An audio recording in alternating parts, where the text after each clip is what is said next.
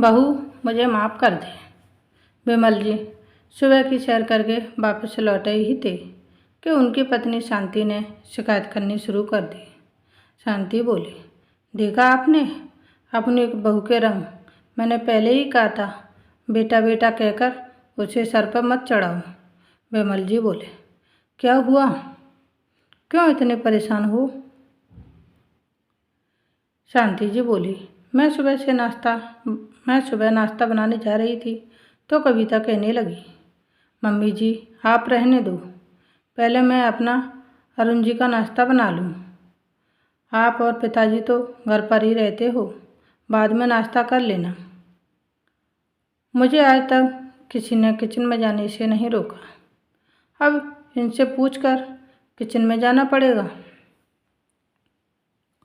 विमल जी बोले, सही तो कह रही है कविता। और वरुण सुबह जल्दी ऑफिस के लिए निकलता है, तुम तो बेकार ही परेशान हो रही हो। शांति जी बिना कुछ बोले किचन में नाश्ता बनाने चली जाती हैं। इसी तरह हर दिन बात बात पर शांति जी अपनी बहू कविता से बहस करती थी। एक दिन अरुण ने कहा, पापा मैं सोच रहा था कि कहते कहते वह रुक जाता है। विमल जी बोले, क्या बात है बेटा? बेटा साफ साफ बोल। पापा माँ और कविता में हर दिन बहस होती रहती है, क्यों ना हम अलग रहने लगें। तभी वहाँ शांति जी आ जाती हैं। शांति जी बोली, हाँ तो महारानी ने पट्टी पढ़ा दी? अरुण ने कहा, नहीं माँ ऐसी बात नहीं है, लेकिन ऐसे ही चलता रहा तो आगे बहुत परेशानी हो जाएगी। विमल जी बोले, बेटा जैसा तुम चाहो, अगर तुम्हें ऐसा लगता है तो यही सही। हम चाहते हैं कि सब खुशी खुशी रहें। ये सुनकर शांति जी रोने लगती हैं और कहती हैं, एक ही बेटा है हमारा और आप उसे भी अलग कर रहने की बात कर रहे हो। विमल जी बोले, जाने दो, उसे हम किसी को बांध कर नहीं रख सकते। अगले दिन कविता और अरुण अलग रहने चले जाते हैं। इसी तरह कुछ दिन बीत जाते हैं। दोनों कभी कभी मिलने आते थे। एक दिन रात को 1 बजे अरुण का फ़ोन आता है। दूसरी तरफ विमल जी थी।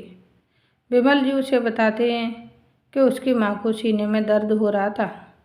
वे उसे हॉस्पिटल ले आए हैं, उन्हें माइनर हार्ट अटैक आया है। अरुण और कविता तुरंत हॉस्पिटल पहुंच जाते हैं।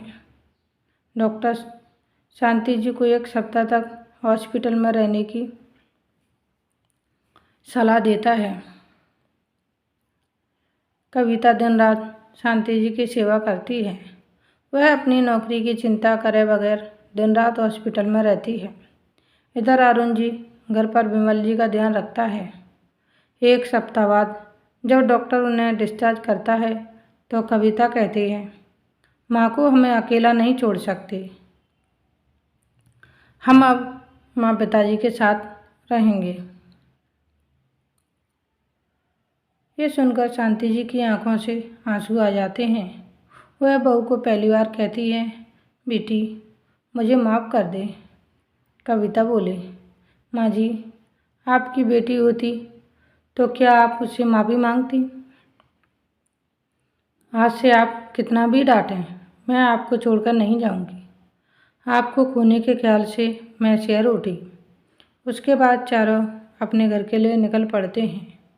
अब बहू बेटी बन गई थी, इसीलिए शांति जी और कविता में कभी अनबन नहीं हुई।